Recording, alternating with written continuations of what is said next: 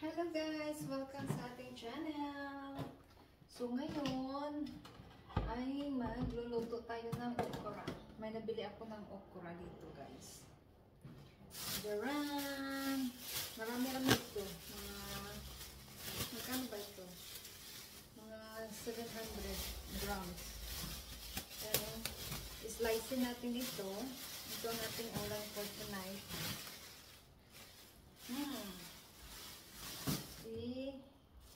Ano natin, slice natin. Nag-ano na ako ng mga ano dito. Garlic, onion. Natulak kami ng malaking tomato. Ito lang. Pwede na siguro ito, no? Maliit. Kinakain na ito directly. Pero pwede natin ito ilagay para may halo-halo. So, i-slice natin ito. Oops. I-slice natin ito. Tapos meron tayong lalagyan natin ng karne.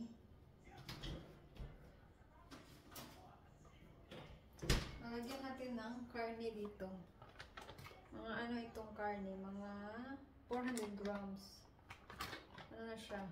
Pero slice pa natin yun. Slice natin muna itong okra.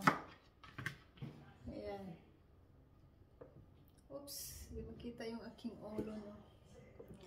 Ayan. So, kagagaling lang namin sa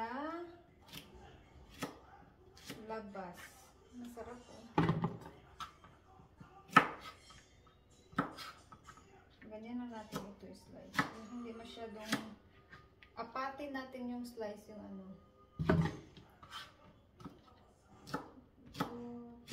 Oops. Ano natin. Masarap ito guys. Actually, first time ko itong gawin. Tapos, lalagyan natin ng ano, karne. Tatlo lang yung maliit na ano. Dami talaga. Masarap itong okra guys. Masarap dito i-boil. At saka, mahal ang okra dito guys. Ano daw ito? Indian okra ang tawag nila dito. Pero ganito naman yung okra natin. Nabili ko ito sa Turkish shop. Hindi masyado makita, ano? Okay. Ayan. Tapos slice natin. Ano bang ulam niyo guys?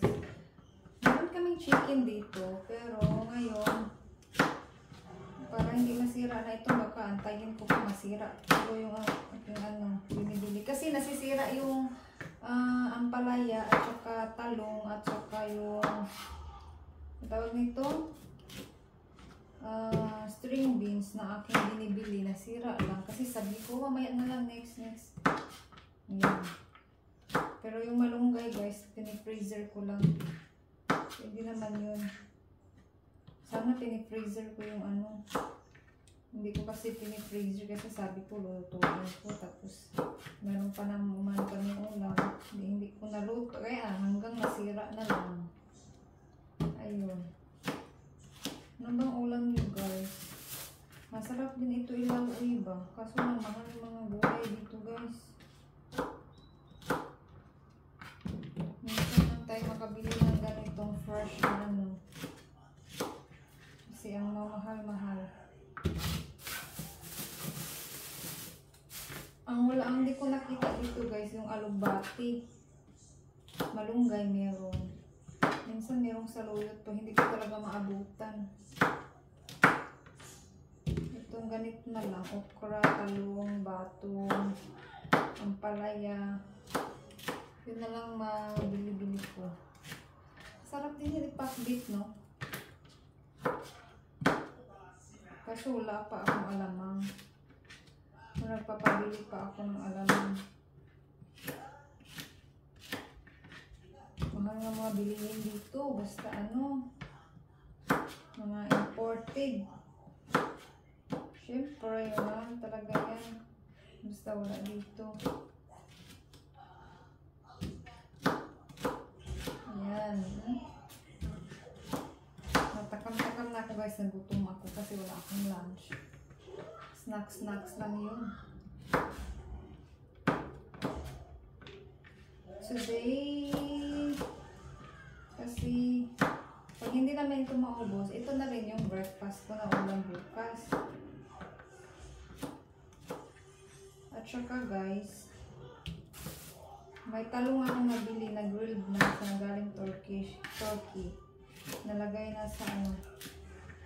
Mas maganda rin yun, mamura, kaysa bibili ka ng fresh na talong tapos ikaw ang gagawa, kunti lang. Ayun, nakabili ako ng balito yung na talong. Grilled na siya, yung nasa ano na siya, jar. Masarap. Yun ang inuulam ko.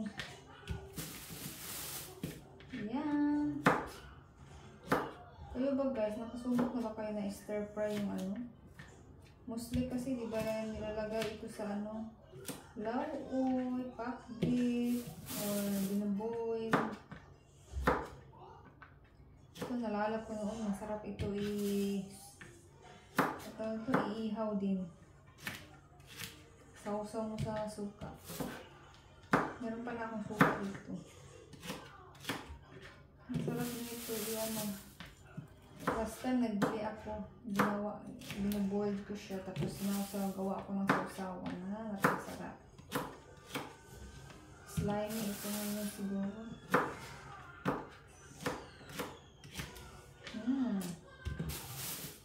Sarap ito guys, masarap na masarap. Sige na guys, paalam sa iyo mamaya sa pagluto. Tingnan natin kung masarap ba ang pagluto. I-stir fry lang naman natin yun. Bye-bye!